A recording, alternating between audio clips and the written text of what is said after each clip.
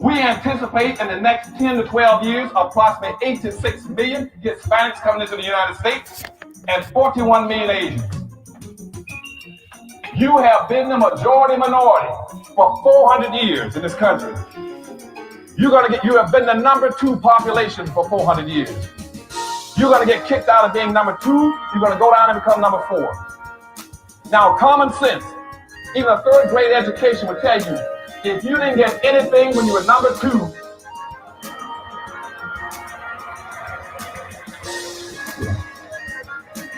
you all jumped ahead of me, but anyway, you can guess what you're going to get when you become number 4. President Biden, do you support reparations? Well, I mean, since I haven't spoken on this, got a chance. Number one, the reason we're the country we are is because of immigration. We've been able to cherry pick the best from every single continent. The people who come here have determination, resilience. They are ready to stand up and work like the devil. We have 24 out of 100 children in our school today is Hispanic. The idea that we are going to walk away and not provide every opportunity for them is not only stupid and immoral, but it's bad for America. They are the future of America. At the very same time that America refused to give the Negro any land, through an act of Congress, our government was giving away millions of acres of land in the West and the Midwest. Which meant that it was willing to undergird its white peasants from Europe with an economic floor. But not only did they give the land, they built land-grant colleges with government money to teach them how to farm. Now, this is what we are faced with. And this is the reality. Now, when we come to Washington, in this campaign, we are coming to get our check. We are owed $104 trillion on the very low end, plus $735 billion recurring. This number does not include the cost of about 50 Black Wall Streets that were decimated, nor compound interest from 2017 when Sean D. Rochester's book, The Black Tax, was published, nor the cost of Black life, nor the cost of living increases, nor the war on drugs, nor the current day pandemic. The number I'm working with is for slavery, Jim Crow, and accrued ongoing systemic racism, oppression, and disadvantage in the country our ancestors built with their lives. Good afternoon on the West Coast. Good afternoon in the mountain. Good afternoon in the Central. Good afternoon on the East Coast. You know exactly who it is, family. Angela Nirvana, your hostess with the mostest on the Reparationist Perspective, bringing you those freedmen hot topics and making the case for reparations, making the case for weaponizing our votes, socializing our suffering. And today, family, okay, where's my camera? Oh, let me stop sharing so you can see me. Hi, family. Hello. Hi, Erie Blackfire. Hi, Robin Felix. And for those of you who are signed in to Facebook and Twitter, welcome to the live family. Please be sure to like, share, subscribe, turn on your notifications, family. You know how it is. Your sister's being shadow banned. Yes, but of course, you know I tell it like a T.I. is, I tells the T.R. Ruth, and lots of folks don't like that. They get in their bag about that. Folks want to call me names, do all manner of things, but honey, you're not going to have me sitting up in the gas chamber just allowing the puckery to go on without me having something to say about it. Right, family? Y'all know I was born to talk. And I'm here to get it in. But today, family, I'm not going to belabor. I am so ecstatic because me and future Congresswoman Tamara Johnson-Shealey go way back to the origins of the reparations movement. Okay, so she was the one that had me on her broadcast as a co-host and told me I need to take flight. She was the wind beneath my wings in the very beginning. She was the inspiration behind the former Friends of ADOS TV, which is now the Reparationist Perspective. You guys might not know about our history together, but we go way back like sisters from another mister. And so we are so ecstatic, family, to have her here today to talk about her campaign, to talk about the tough issues, family, between the reparations movement and how we got to the place where I don't really hear people talking up her campaign. I don't really hear or feel the support for this sister the way it once was. And I am about us healing and having a meeting of the minds so that we can have true reparationists in office. And oftentimes, family, a lot of why we fall apart is due to miscommunication. And so she's here to set the record straight in her own words, in her own voice. And I've gotten all your questions. I'm going to ask them in love. She's free to answer or pass, however she chooses, because this is such a delicate tightrope that we're walking when we're trying to get access to the very government our ancestors' heinous chattel built, okay? So this is not easy.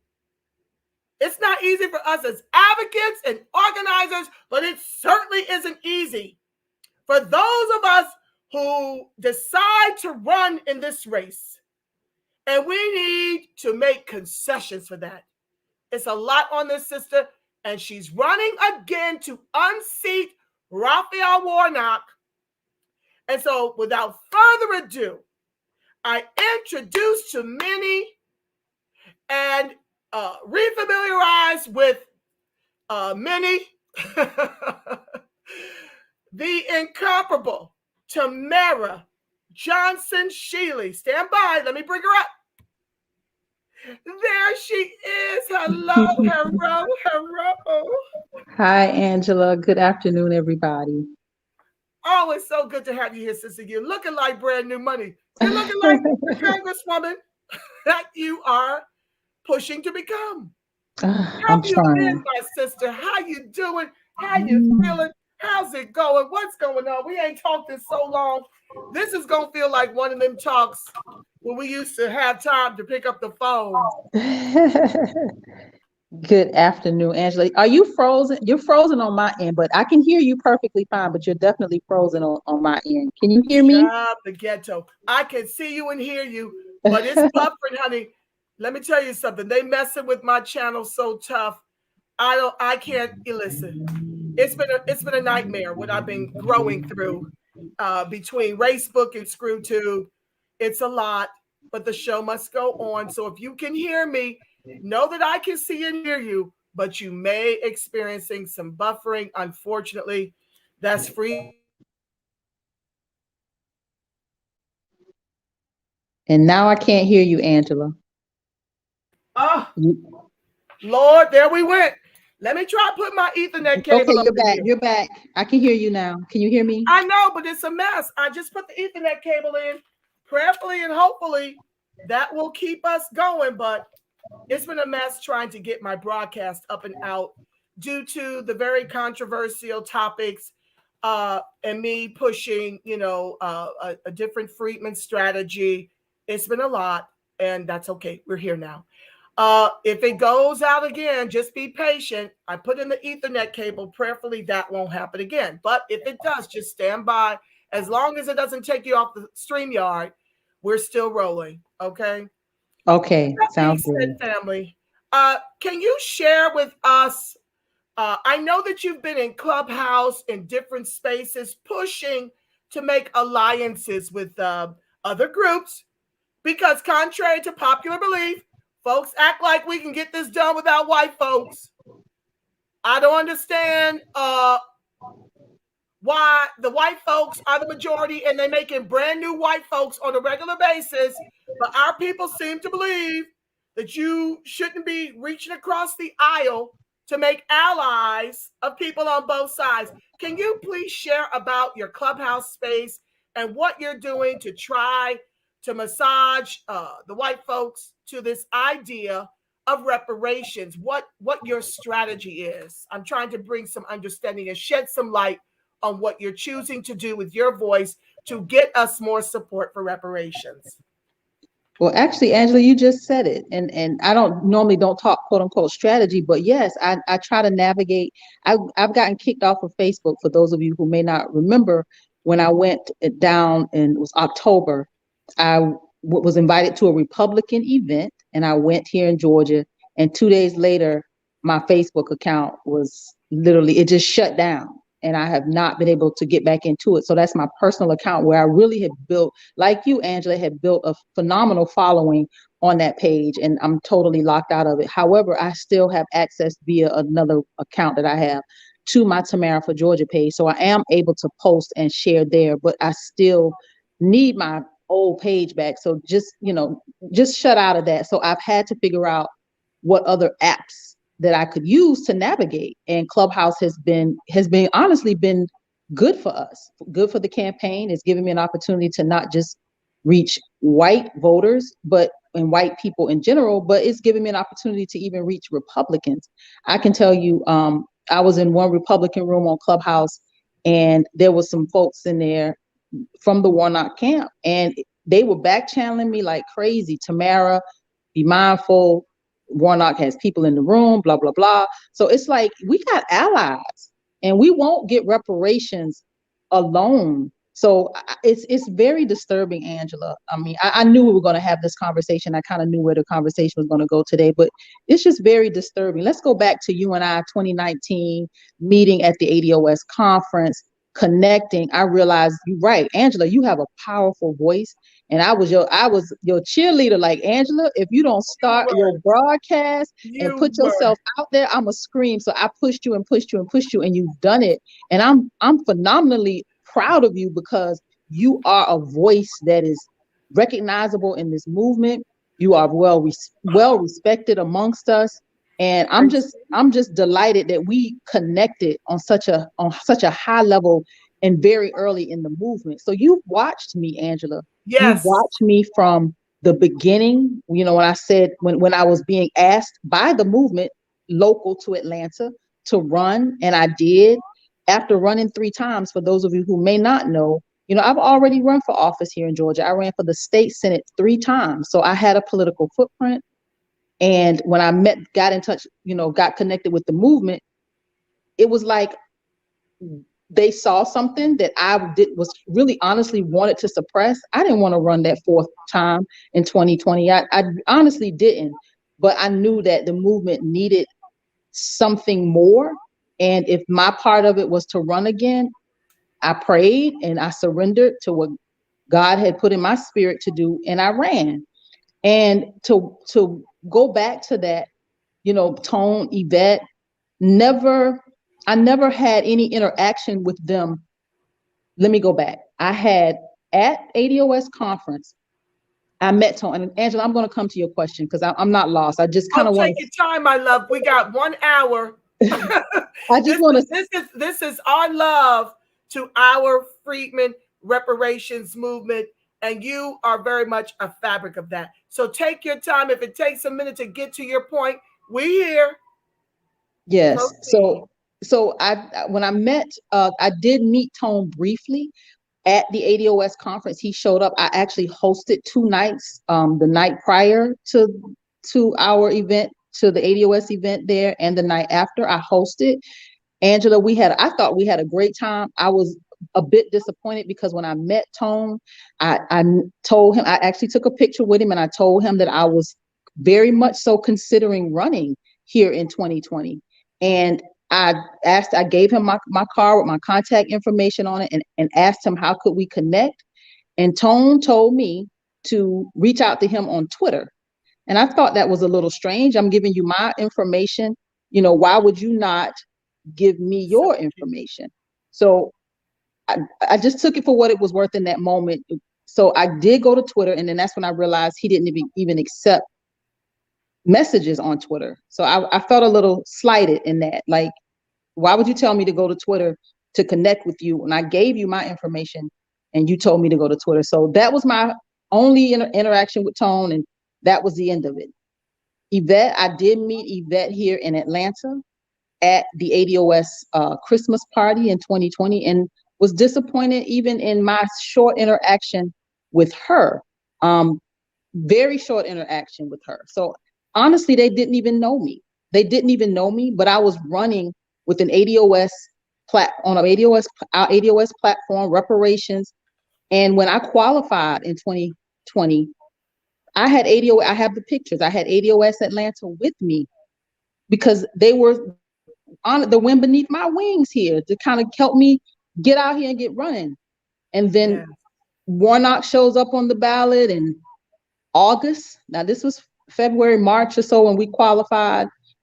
August, everything fell apart, and I never understood what happened.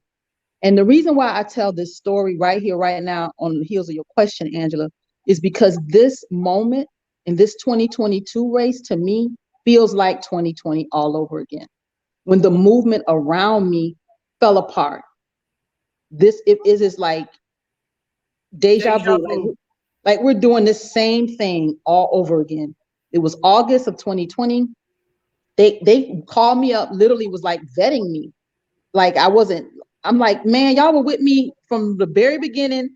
It's August. We're months away from our race ending in November here, and I'm not qualified, and y'all are pushing me to the side, and y'all are vetting me. It was crazy, and I didn't understand it. But Angela, I put my blinders on, and I continued to run, and we finished in 2020 with 106,000 votes. 106,000 votes. We came in 6th place out of 21 candidates. It said a whole lot about what we were able to do. Yeah. So I felt very like we were accomplished. Like we did something, to have a place on that ballot. I call us the first place grassroots candidate, because the 5 candidates ahead of us, Angela, had millions and or influence.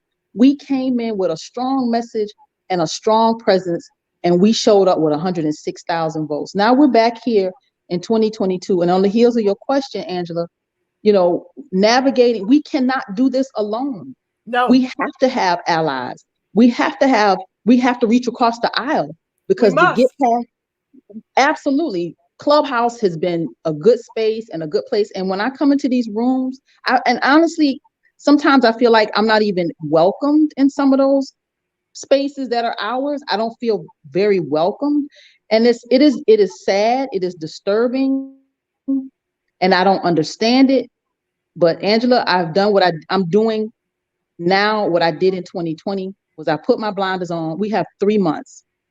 May 24th, this is the end.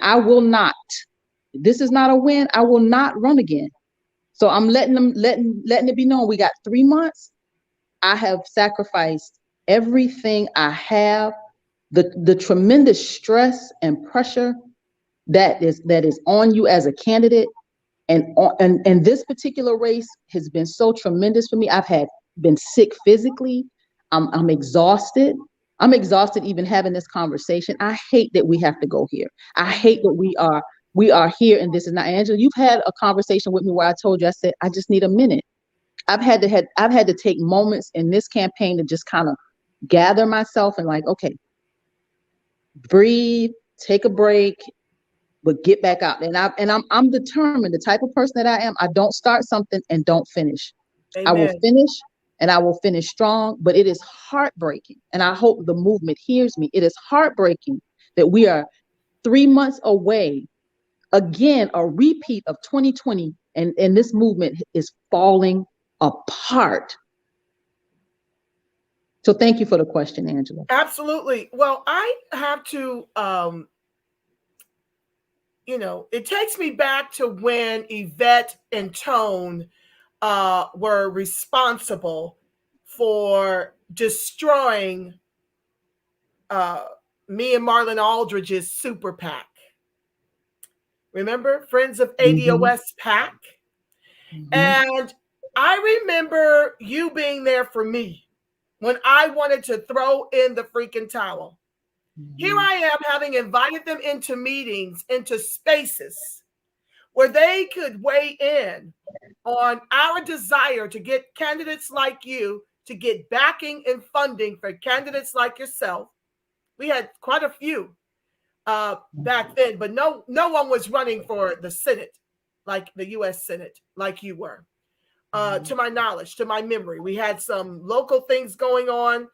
Friday Jones was running, then she wasn't. Then Tara Perry was running, and shout out to both of them. These were local here in the state of California, but we had quite a few. I would say we had about 12 people running hard at every branch of government throughout the country. But the Friends of ADOS PAC, Super PAC, was interested in you and people running for the Senate, because we knew in order to get real reparations that we needed real reparationists in office at the Senate level, at the federal level. We knew that we were the reason why the whole conversation surrounding reparations was even a hot topic. It was us in social media making reparations relevant, undergoing being called bots by Black immigrants like Joy Ann Reid, all of them trying to coalesce together, freedmen and Black immigrant alike, to destroy us as reparationists, to make us out to be Russian bots when we bleed red like our ancestors did. Anything they could do to silence it. And we were the reason why it became a national topic of debate. And so Friends of ADOS PAC is born. We've got our entire board ready to go to start raising monies, released in the form of advertising and things of this nature, to push candidates like yourself through to the Senate. And all it took was for one excerpt from a video of me being on the ropes in defense of leveraging celebrities' dollars to fund the PAC, because one of the grassroots was like, well, I'm sending money, but how do we get the interest of celebrities and have them supporting the Super PAC if Yvette and Tone continue to drag, these celebrities in the way that they were doing, in the way they were utilizing their platform? I mean, people as great as Dr. Claude Anderson, Dr. Francis Cress Welsing. And it's not like, you can't have a disagreement or see things differently, but it felt like a drag to the patron. And he asked the question, and one of the persons took that excerpt, and I mean, the movement turned on me like you would not. You knew.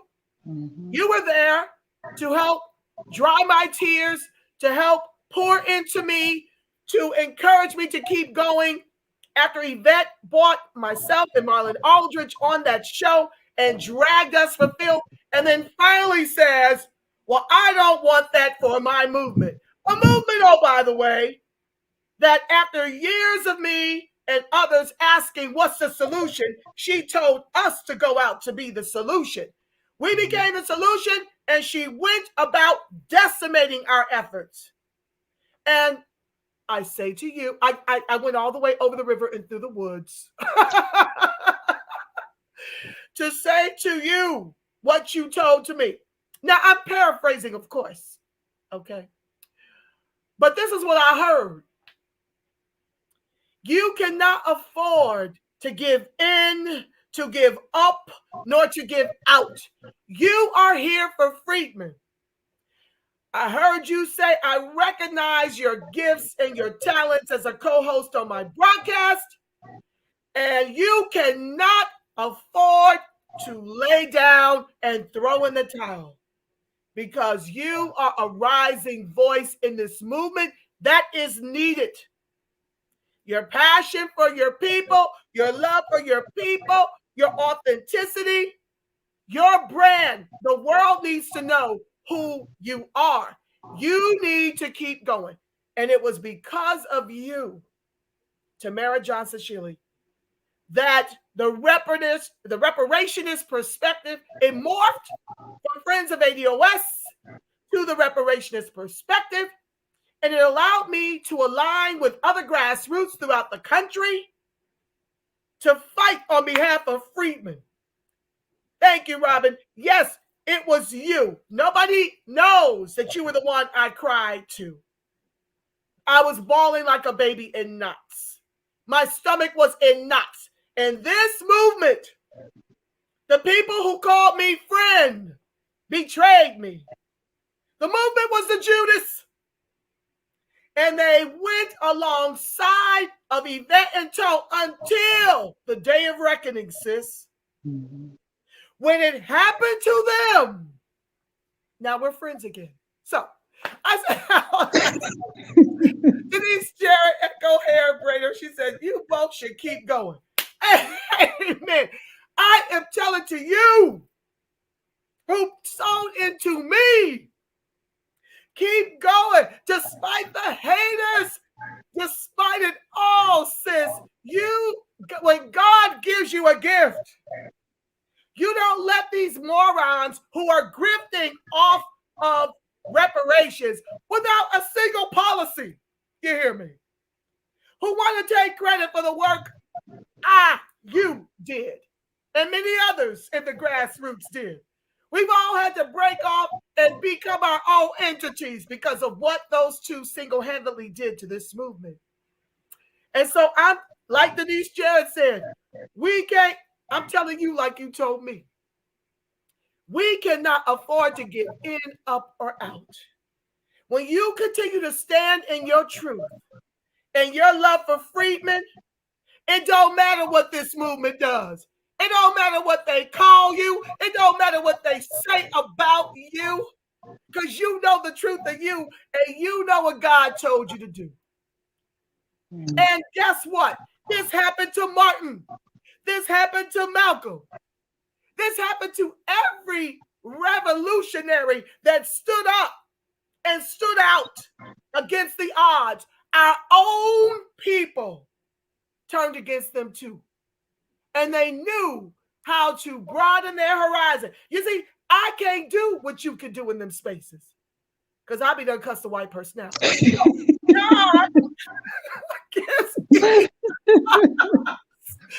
God knows who to send. God sent me over here to work on freedmen's mind, to work on freedmen political education, because they understand the mama and me. We get each other. And God sent you to go handle white folks. But we all got an assignment. Okay, we all got it. So I thank you. And I want you to take those words back at you a millionfold. You can never afford to give in, up, or out. Damn what they say. Damn the movement. Do you? Okay. With that being said, I want to ask you another question. Okay. You have my vote. Where do I donate? Brandon Hill. Tamara for Georgia, right? Mm-hmm. Okay, I'm putting it in the chat, family. www.tamaraforgeorgia.com. Now,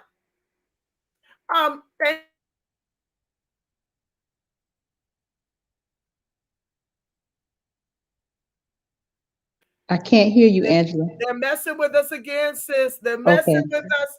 They probably report my channel because I done talked about their what is it called? Their grifting gods. So people watch when they see certain names, and they like to report you. They like to get you shut down. So family, y'all just have to persist through. I got it for another 30 minutes. You have to just persist through the buffering because they're coming for us. The grifting gods hate to be told on because they want to continue their grip. And anybody in this thing sitting up here trying to report, let me ask you, what policies or legislations have YC and Mushmouth pushed to our advantage? You run me those receipts right here in the chat before you try to come for me. Don't come for me unless I send for you. Okay? Anywho, back to it. Okay, so I wanted to ask you because I only got 30 more minutes. HR 40. Now, I'm doing my best because not all of us are in your district, so we can't really give you the vote, but we can support you financially. We can make calls or whatever it is you need. So I'm trying to get the people here from the movement that are of sound mind, that understand what you're trying to accomplish, to have a meeting of the minds, have an understanding about HR 40. I believe we need to hear from you, but I also believe I need to share with you their sentiment, see if we can find some common ground. Because no matter what, we all bleed freedmen and we need each other. Okay? White folks might pay lip service to supporting you, but it's the dollars from our community that can help out. Okay, we don't have a whole lot of money, but we do get behind people that we love and believe in. So I'm here to manage those kind of tough conversations. Let me just put it like this. Let me tell you why the people are upset. They're upset because HR 40 is very flawed. They're upset because Narcan and Cobra are really seeking to be a part of that commission to get salaries of around $200K or greater. And they're basically boxing us out intentionally. They keep doing things like blaming us for still being the formal ADOS movement when they know better. We have tried to ally with them to get a seat at our own damn table. We're dealing with I'm just telling you why we're upset, myself included. They kind of massage the language to their advantage. But when you go to their websites, they are really about Africans in America getting our reparations. And it makes us angry because we know, number one, this is a House bill. This is a House bill. And so we don't understand why you running for the Senate would support a House bill like this that is very flawed, that they will not even take our edits. We know it's not time for proposals, but we can see flaws in the language that lets us know we're being set up to have to share our reparations with all Blacks in this country when Blacks are about 1,000 times more wealthy than us Black immigrants. And their salaries are about 2.5 times more than ours. They're more gainfully employed than we are. And it makes us angry that Sheila Jackson Lee, who's also a descent from Black immigration, at least on one half of her family, and Narcan and Cobra being Pan-Africanist groups, have shut the Freedmen voice completely out. No matter how diplomatic we have come to them, they will not consider these edits. And these edits are important because they include specificity and make sure we're not being set up to be studied for more programs that they put our face on as reparations to give away to themselves. You see all these white folks cropping up, talking about the one-drop rule now. Folks that's been identified as white all their freaking lives are now talking about playing the race card.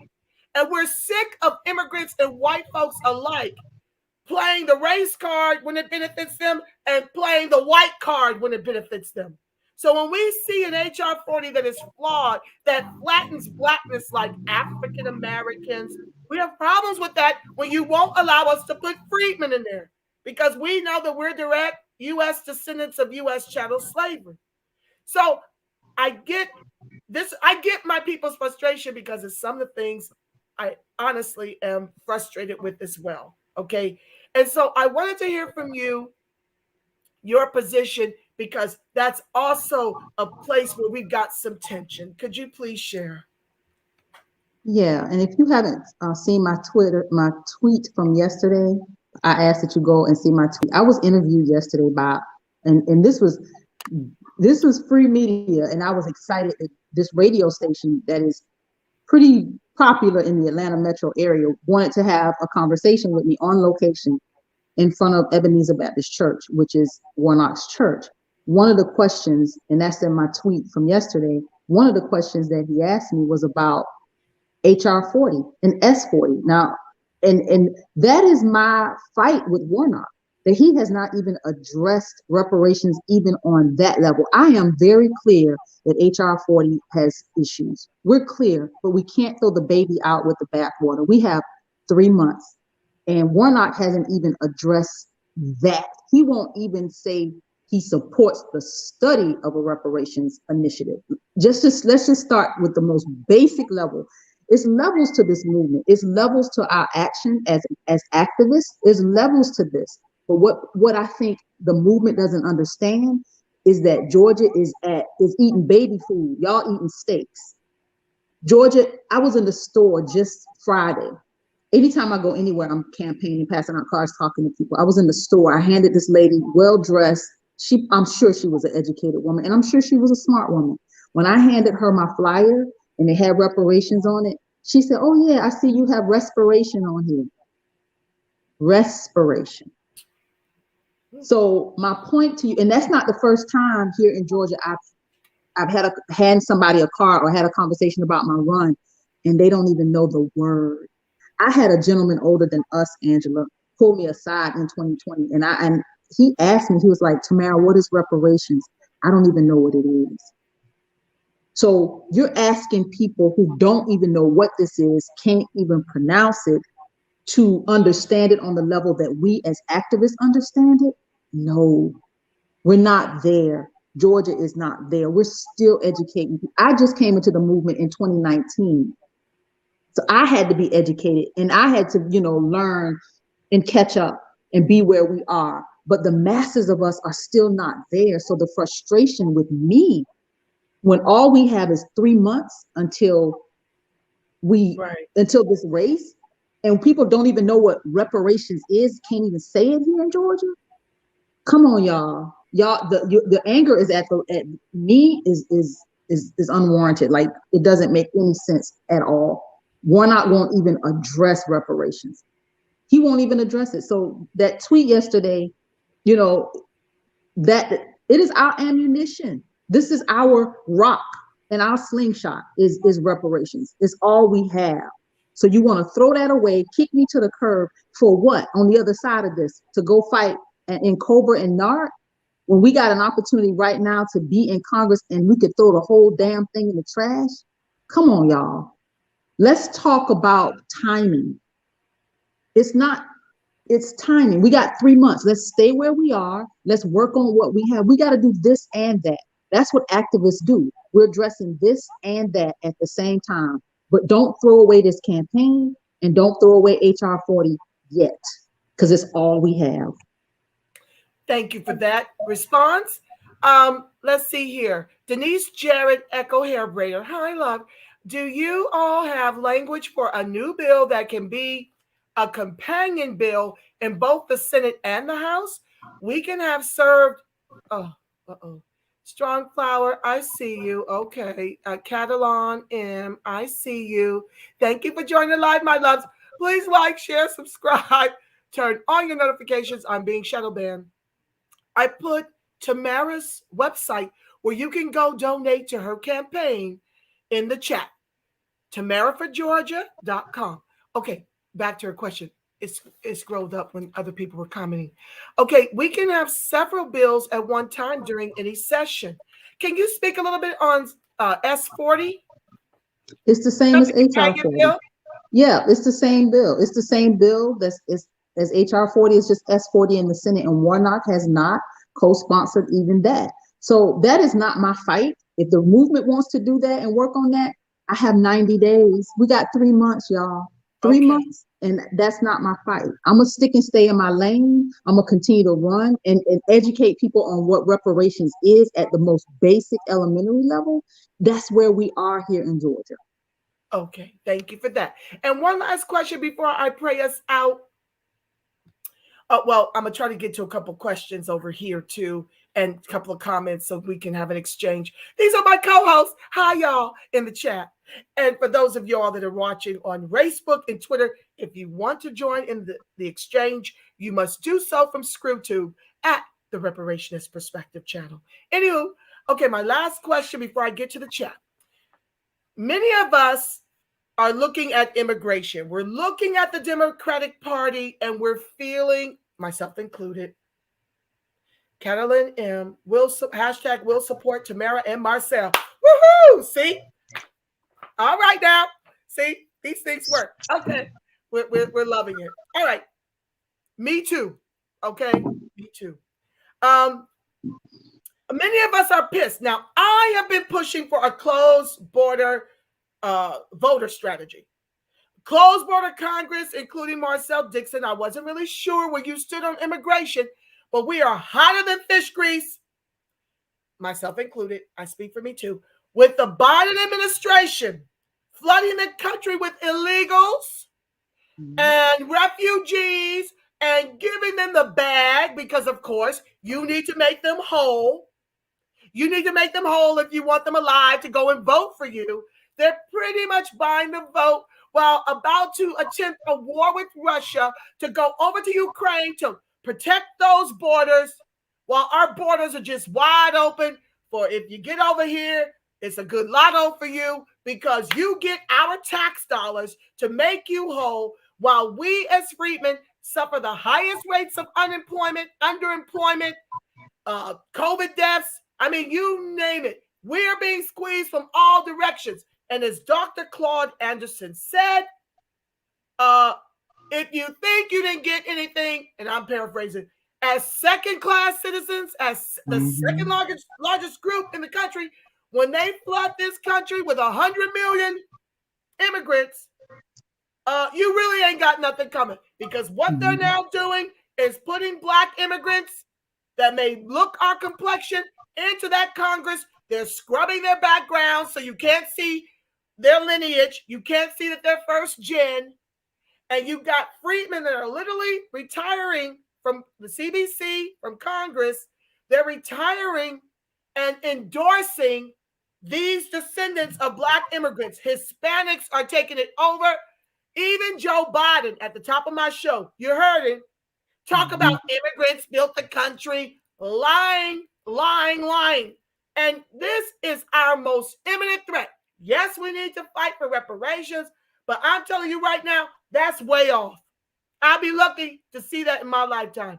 Doesn't mean I don't fight, but to me, the more imminent threat and why we need to vote for closed border Congress akin to what our ancestors did is because the Democrats, I'm going to try to keep it upstanding because you're running, so I'm trying my best to guide my tongue because you know what I already called them. It probably already slipped. Anywho, the Democrats are becoming our enemy. They're becoming our enemy. Look, I'm in Texas. Last week it was reported that the U.S. has over 11 million undocumented immigrants. That's an undercount. 11 million illegals is an invasion force. Thank you, Strong Flower.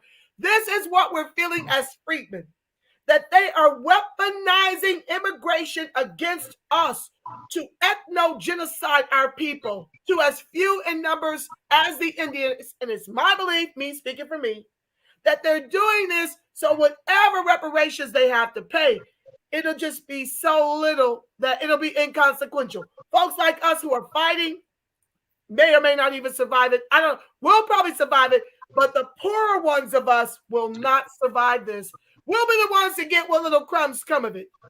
But the ones who are in most need, which is, the majority of us are in need, okay? So we're mad.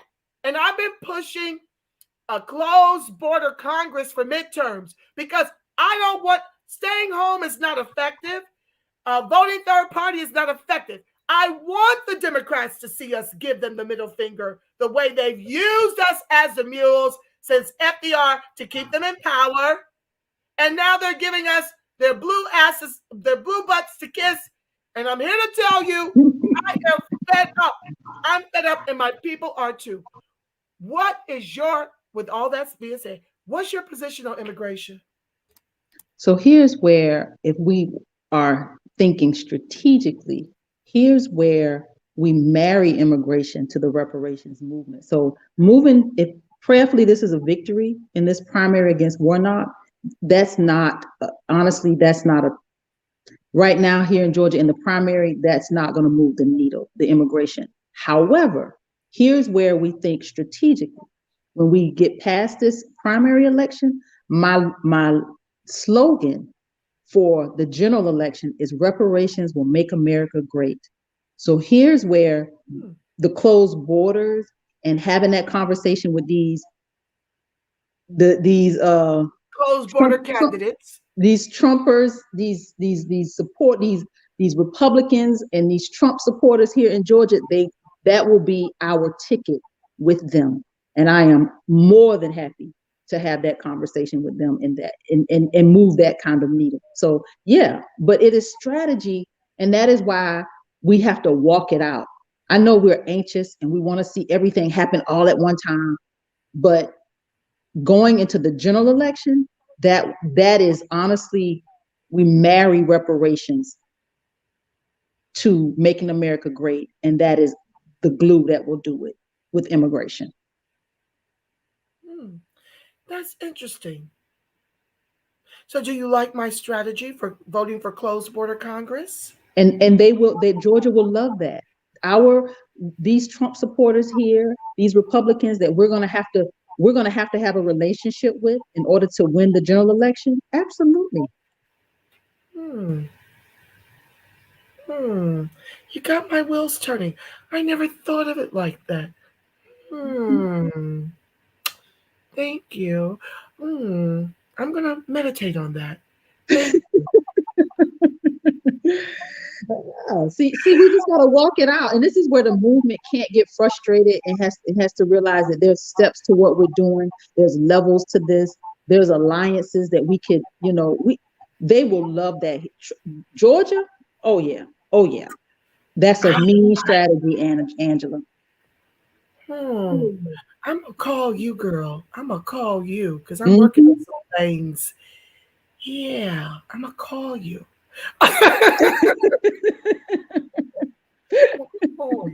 Yeah. Let's get to the comments before I bless us out. That was good.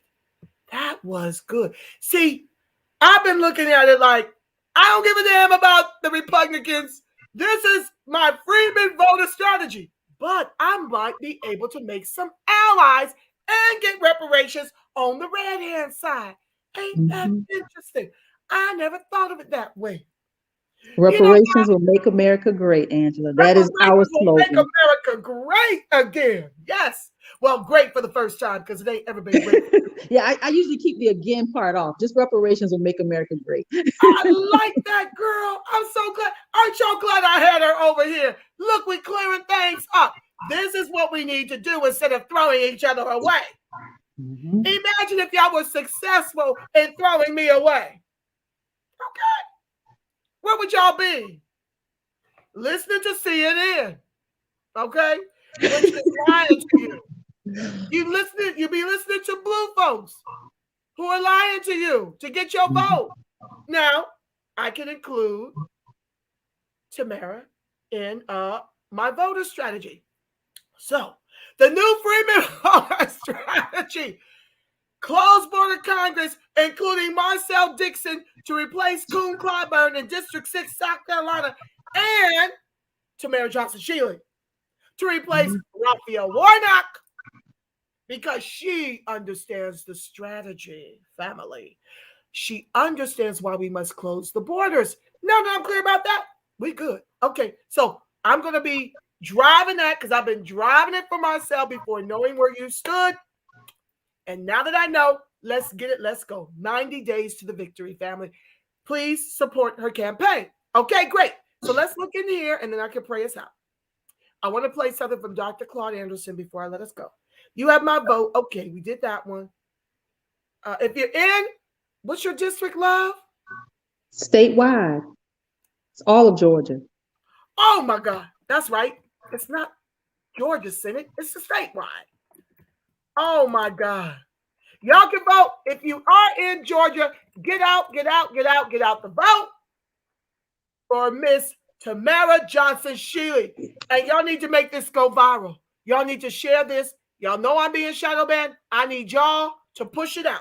Now I done shared it to about 25 other groups, including Twitter and Facebook and ScrewTube. So y'all need to take this when it's done and get it to everybody in Georgia to get out there and to push the vote for Tamara over Warnock. You literally got to step over the homeless to get inside his church. And he won't touch reparations with a 10-foot pole. So there you have it. I want to move to Georgia and vote. Let's see here. And collect donations these last few months. I will contact you if I can do it, Tamara. Okay, you got folks really ready to relocate. I know our heart is there. If you can afford to get down there and impact that vote, let's do so. We got 90 days. Okay, now we also have, I don't know if you know about Senate Bill 1865. Do you know about that? Is that is not an active bill in the U.S. No, in this not. Congress? No, it's not. But I heard about it and I understand what it is. I believe, yes. Okay. Is that something you think you can support? That's from the grassroots camps. Yes, y'all. We can't throw away HR 40 right now, but yes, I told you, once we get to Congress, HR 40, if it needs to go in the trash, throw it in the trash and let's start over. S40, throw it in the trash and start over. And if 1865 is, what is it? Is it 1865? Mm-hmm. If that's where we go, that's where we go. But we got to get past Warnock. Period with a T. I know that's right. Okay, so let's move down. From what I hear, Georgia is being taken over by Black immigrants. The population of Black immigrants there is immensely high. Can you speak to that? I'm not down there. I don't know. I haven't. Yeah, we're still here. Those of us who are native to Georgia, we may have an influx of immigration and immigrants here, but we're still here. We never left. We just got to activate our voices, but we're still here. Those of us who are descendants of chattel slavery, we're here.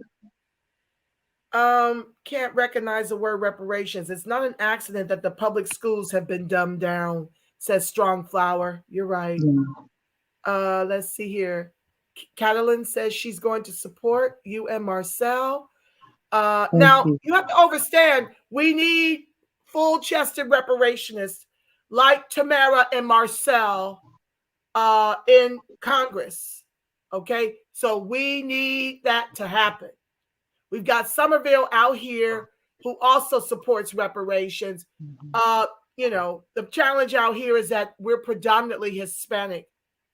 Could you explain a little bit about that as well, Tamara? Why your platform has to have some things for immigrants too? Can you talk to them just a little bit about that? Well, your district is because of how the state is comprised.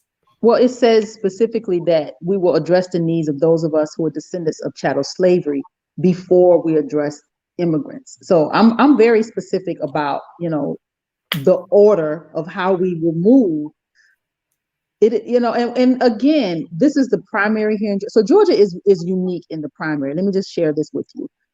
The Republican primary is so contested. That is a hot race here in Georgia. Honestly, the majority of the white voters in the primary season will be voting Republican because we have a governor's race over there that's highly contested. We have the U.S. Senate race over there that's highly contested, and all up and down the ballot, the Republicans have candidates on top of candidates. So a lot of the white voters will be voting in the Republican primary. I get excited about the Democratic primary because honestly, Stacey ain't gonna have no challenger. If she does, whoever it is just somebody's name on the ballot. Stacey is pretty much a shoo-in. Warnock and I, prayerfully, it's just me and him. It's just me and him. There has been nobody else that's come up, name has come up. So it might really just be me and him. And with that, he can't shy away. We don't necessarily have debates here in Georgia, but we have forums. There will be forums. He will have to answer. He has to answer questions. I don't. He's the one sitting in Congress. He's the one who has 27 bills from we did about 3 weeks ago, 27 bills that he has sponsored. He's only had one of those bills to be passed into a law, and it's a study in the VA to see if there's disparities in the VA. That's the only bill that he's had passed. Do you know that his best legislation, Angela, his best legislation with 24 co-sponsors, the rest of his bills have very few co-sponsors. His best legislation with 24 co-sponsors is a statue of Shirley Chisholm in Congress. Let that marinate. His best legislation. He has put his name on over 269 bills from our lab. This is about 3 weeks ago when we went through. He has his name on 269 bills. So I've had people to pull me to a side and they said they call him a backbench. I'm like, what is that? I've never heard that before. And they said it's somebody who pretty much does what he's told to do.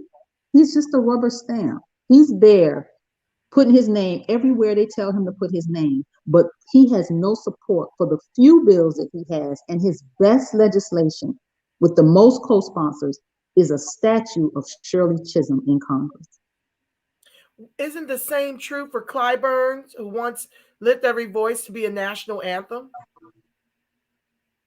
Isn't that sad? It's That's the best tragic. we can get out of our Black leadership. Yep, it's tragic. Okay, so Strong Flower says, no, our Black communities have not tried supporting a third party. The Green Party has always supported reparations.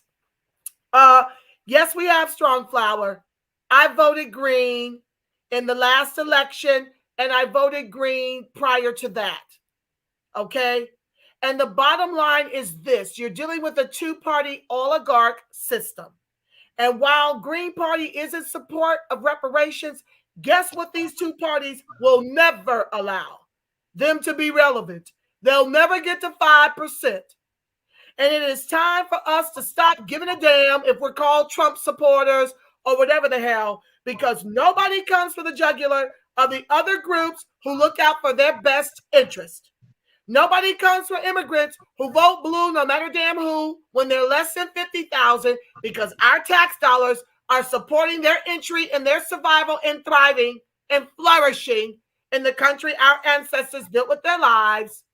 So when they're under 50K, I don't see no smoke for why are they voting blue no matter damn who. Just like I see no smoke when they're 50K and greater off of our reparations, our tax dollars. Okay, when they vote red, when they are Trump supporters over 50K, nobody gives them any smoke. So I'm here to tell you, my vote for the Green Party probably ended up in them bags that was found in the damn alley. Because that's what they're doing when you're voting Green and when you're voting Libertarian. You will never. This is why I'm not for. It's great if y'all want to start a Freedman Party. Do your thing. But what do your people do for survival in the meantime? If the Green Party and the Libertarians can't even get 5% of the vote, what do you think is going to happen to freedmen who are being crushed by immigration, legal and illegal? Okay, how's that going to work for you, expending all your energy into a new Freedman Party while not keeping your eye right now and weaponizing the only commodity you've got left, which is your vote? You've been neutralized economically all the way to the bottom caste in the country our ancestors built with their lives. So we've tried that Green Party, and I'm telling you, if we got 20%, you'd be none the wiser, because these two parties will never let it happen. They've got all the money that they killed and stole from us. All right? And they're weaponizing it against us as they are immigration. So I'm telling you, put all that nonsense down, show up to the polls to show the Democrats that we want these borders closed so our Black men, women, and children can get gainful employment, not with $15 minimum wage. We want American wages. We want houses. We want businesses in our communities. We want gentrification out of our communities. And we want reparations in the quadrillions over multi-generations. With that being said, that's my time. Let me play this for you. Tamara, you can stay on if you want to hear this part. I can put you down in the lobby because I'm about to share Dr. Claude Anderson in support of my closed border voter strategy. But I love you so much. Did you have anything in closing you'd like to say? Because I'm going to be on the Tamara train from henceforth. I just want to say thank you, Angela. And it's, I love this movement, and I love us, and I just want us to get it right. So I just want to say thank you, Angela, for giving me an opportunity today to kind of set the record straight, because I think this was a conversation that needed to be had. So thank you. I appreciate you so much for even being willing to talk to us. I know what it feels like when the movement gives you their behind to kiss. Mm-hmm. So I know firsthand how much it took for you to even be here to deal with it. But honey, you have to overstand, as I have to often. We are a people that's ruined by post-traumatic slave syndrome. And there are times when we could just shake a knot in each other. But oftentimes we do have to take a breath like you did when I wanted you, like on the heels of all that, Malay, and come to ourselves and get back in the saddle. And so I'm grateful to God that you never quit on us as freedmen. And it was my goal, and I do believe that's going to be accomplished here, to put you back on the minds and hearts of freedmen, to let them know you didn't come to hurt us, you've come to help us. And the only way you can do that is when we put you in Congress. So let's go get it. And I just want to finish what we've started, and that's what this Yes. race, this final race, is finishing what we started. And I just hope that the movement can embrace these last 3 months, and let's move forward and finish strong, and finish together. Because ultimately, Absolutely. again, if this isn't a win, there's nothing else for me to run for. I'm done politically. So Oh, I've given it 5 races, Angela, 5 times. So I hear you. And that's why, we've got to make much ado about this opportunity. It's got to be huge and got to be epic. And I'm doing everything in my power to help you in that way because I know you. They don't know you like I know you. And I'm so glad we had this time together to clear things up, to clear the air, and for us to really run hard with you these next 90 days. What do you need from the community besides money to do that? Do you need people to make dials? I do. I always lean on people power and volunteers. If you don't want to dial and do phone banking, you could write postcards. We need all hands on deck. Again, May 24th is right around the corner. So all hands on deck, everybody. All hands on deck. www.tamaraforgeorgia.com, family. Thank you so much, my sis. You can finish hearing the rest from the lobby, or you can go about doing your business. Yeah. But I'm going to be calling you. Yes, please. I'll listen for you. I love you so much. Black and strong, my sister. We're here. We here. We got understanding. We're here now. We're here. I love you. Have a good day, everybody. Thank you, love. All right, family. That was rich. So before I pray us out, y'all still talking over here? Wait a minute now. Okay, I voted for Howie Hawkins as candidate for the Green Party, but he's a strong advocate for open borders. Then we got to drop his ass. Okay. Immigration has been tethering us to the bottom since they gave away the 40 acres and a mule to, who was that? The white folks, the white immigrants, remember? They gave reparations to the white slaveholders, and they gave reparations to the white immigrants for 100 years of the Homestead Act. This is just a browning of that. You can't be in support of anyone who agrees with open borders, family. You just cannot. Our people can't afford it. It's killing us. It's making us slaves in the not-so-new slavery called the private prison industrial complex. What are you thinking? Biden's giving $30 million for crack pipes. He ain't freeing none of the people who were locked up because they used and sold the very drugs that the war on drugs put into our communities. It's still a crime. And we're still being locked up while the state turns a profit on the very weed that our brothers are on lockdown for. And he's giving away our reparations to the immigrants and the refugees. We have got to stop going to these polls, voting for our own peril, for our own lineage to perish. That's what you do when you keep voting blue, at least the blue that's not Tamara and that's not Marcel. That's what you continue to do by pushing that blue button. You are voting for, well, you didn't say that, Catalan. You said you voted Green Party, Howie Hawkins. Listen, I prayed about the voter strategy before I rolled it out because I was about a red top of blue Congress to protect, the over 50% of freedmen who rely on government assistance by design of institutional systemic racism. And then I realized the blue is a problem. The blue is the problem. Okay? And then I asked God for another strategy. And that means doing what's unpopular. But so did our ancestors. I tell y'all all the time, they switched from Republicans to the Democrats because the Republicans weren't giving them civil rights. And the Democrats did temporarily. That's how we got the few advances we got. And now they're being rolled back and being given away to refugees, immigrants, and white folks alike through LGBTQIA, white women, immigrants. Where does that leave freedmen? And so, folks are bemoaning. Freedmen aren't marrying at the rates they once did. Where's a freedman family? Well, black men need jobs, and they need 50 to 6-figure jobs. Okay? How do you do that when the only people that can afford to be degreed are the black immigrants? How do you make freedmen whole? How do freedmen have enough money to marry freed women? And let me tell you a disclaimer.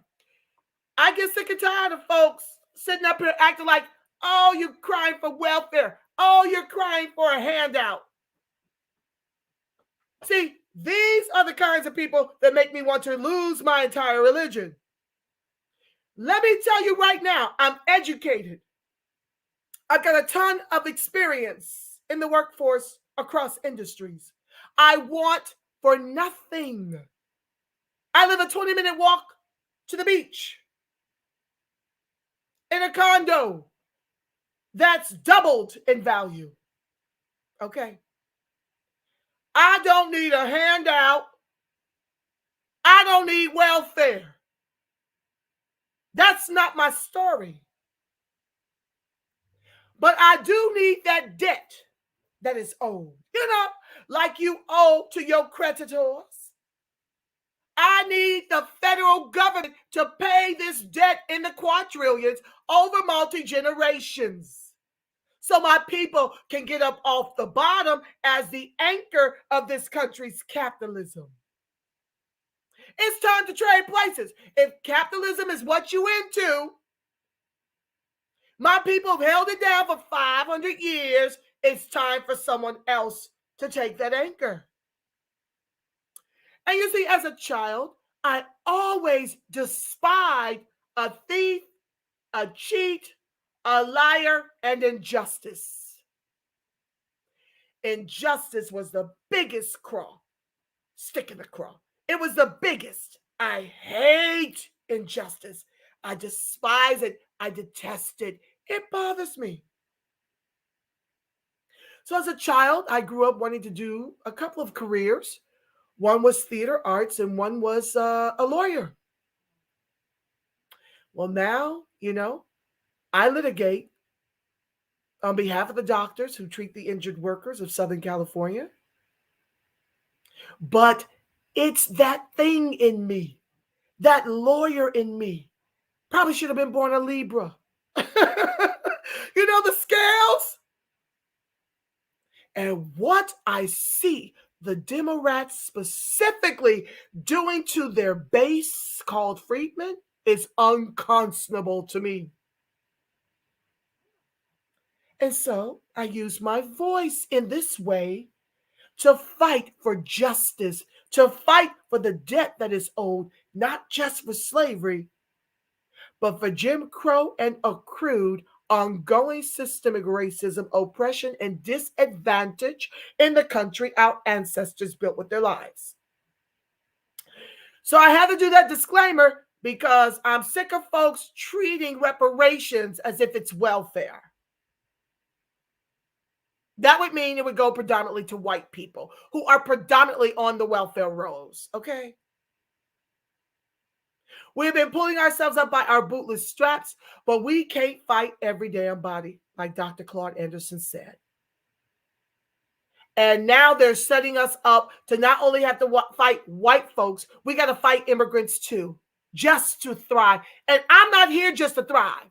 I'm here for us to flourish as the descendants of those who built all the wealth these Mickey-Ficky groups eat from with their lives. Back to your comments. Strong Flower says, glad you voted Green Party, but almost no black people have voted Green Party. Black folks are brainwashed over keep voting for Dems, even though they know the Dems won't do ish for them. Well, like I said, the Democrats nor the Republicans will ever allow the Green Party to get to 5%. I've realized it's a waste of my vote. And when I go to the polls for the midterm, I want the Democrats to see that it was me and the rest of the conscious freedmen who undid their grift. That's what I want them to see.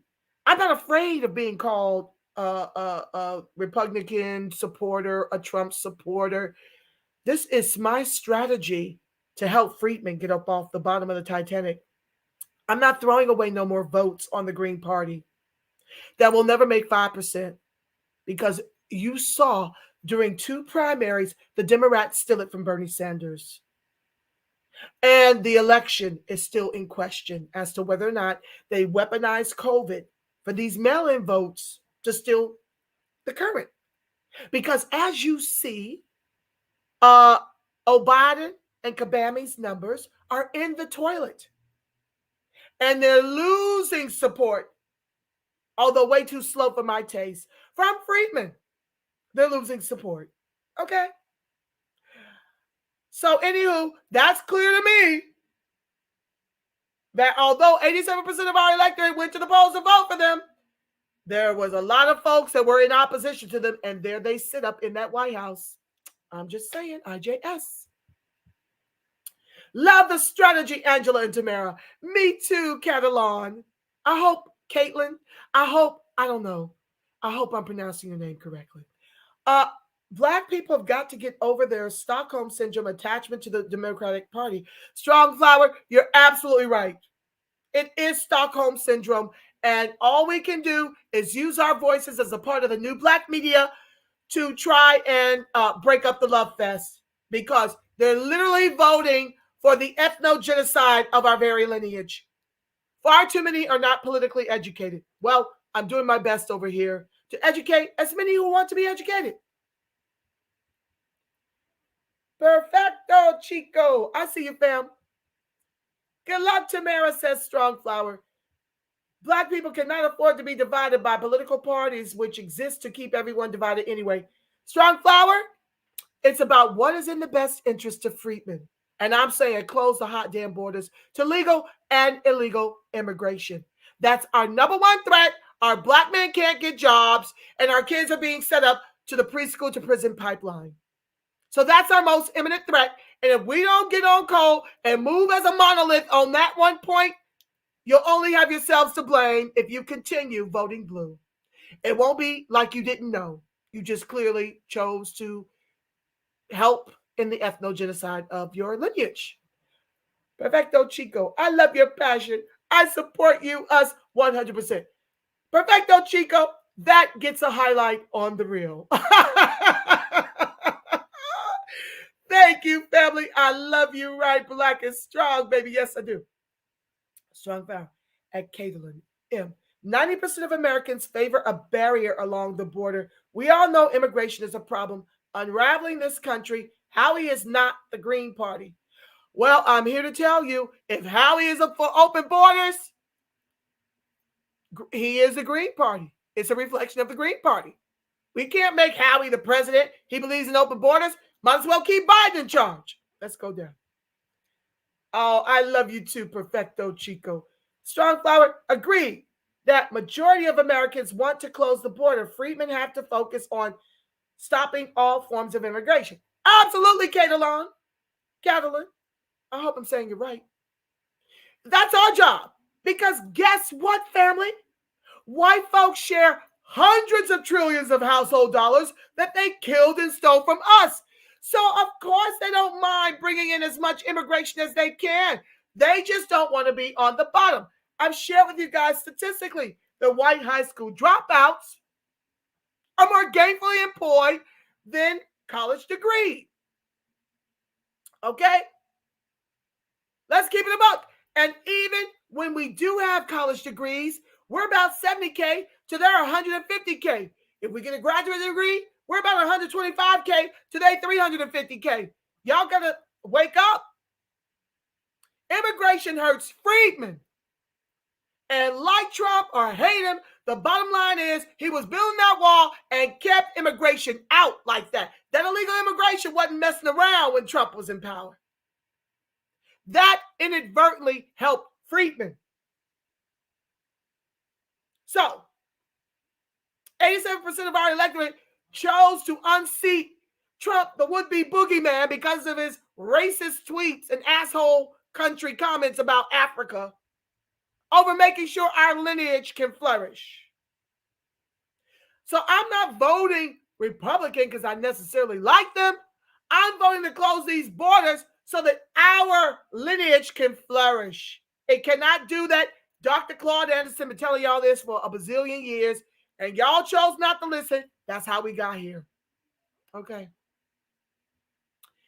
Strong flower. Houston is an island of blue in Texas, but this immigration problem is making a lot of Dems vote Repub in November. Praise God, Strong Flower. Close border candidates. Oh, Strong Flower agrees with me. Yay. Some common ground. Yes, it's pronounced as Caitlin.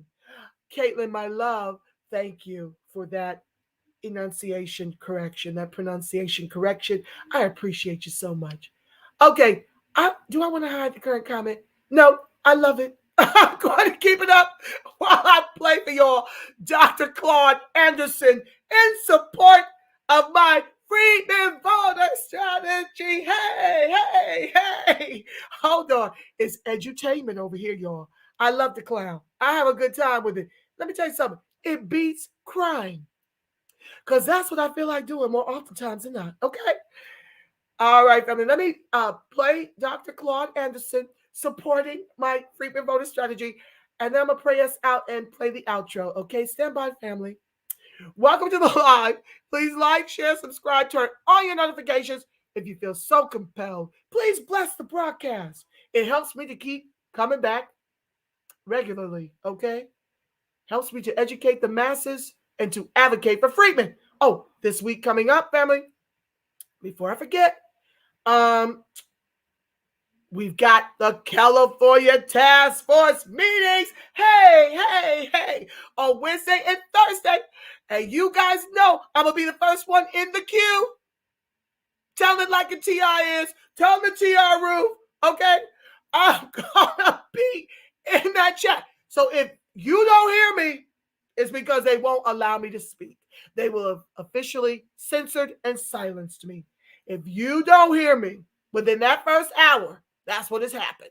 So I'm going to be streaming it for the 2 days and commenting at the top of the hour, 9 o'clock, 9 to 10 Pacific Standard Time. If you want to chime in on the agenda or you have something to say, you have something to add to the exchange, please Gmail me at thereperspect@gmail.com. Thereperspect@gmail.com. Whoop. What just happened? I jumped over there. Okay, there we go. I'm trying to type it. Thereperspect@gmail. If you want to make public comment, I can send you the link. gmail.com. But y'all know I love my people. Y'all have a great week. You too, Strong Flower. Thank you so much. I love us too, Black and Strong. But anyway, if you want to speak, I will send you the link. Just Gmail me there. Okay? It's going to be rich. It's going to be epic. Y'all know I always put it down at the top of that hour. Okay?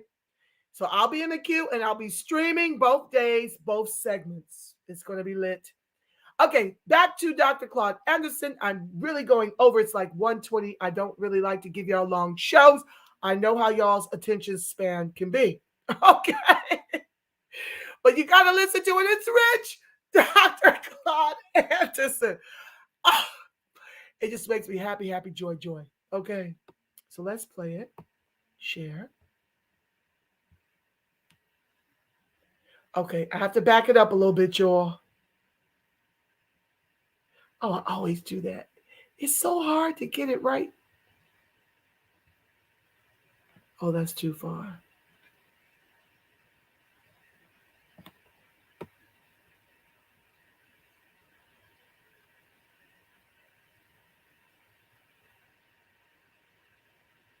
Oh, Sugarfoot. Okay, I'm just going to start it here, y'all. We're going to go across this nation, get every black to say, get out of the Democratic Party, get out of the Republican Party. They taking you for granted. They're not going to do anything for you. They never do. I run campaigns for two presidents. I run campaigns for governors and mayors and attorneys general and state legislators. And I've never found anybody with sense to say, I'm here to support black people.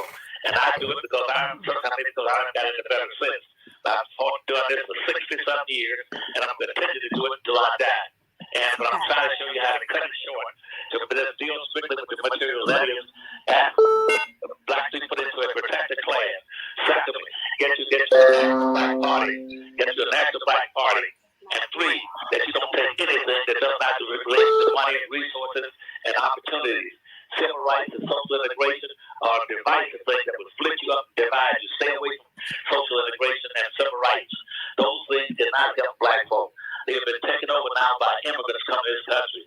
That's why they get credit for anything they want in this country by claiming they're included and that they're equal to black folk. They're not equal to black folk.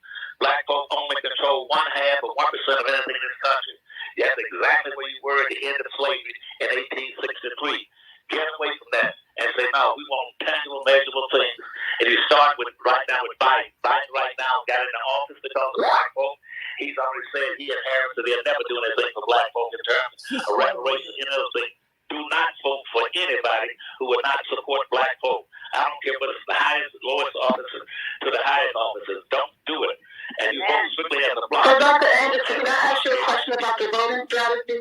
I'm sorry to jump back in on, but let me ask you, because you're making a very, very important point that I want to make sure that we highlight.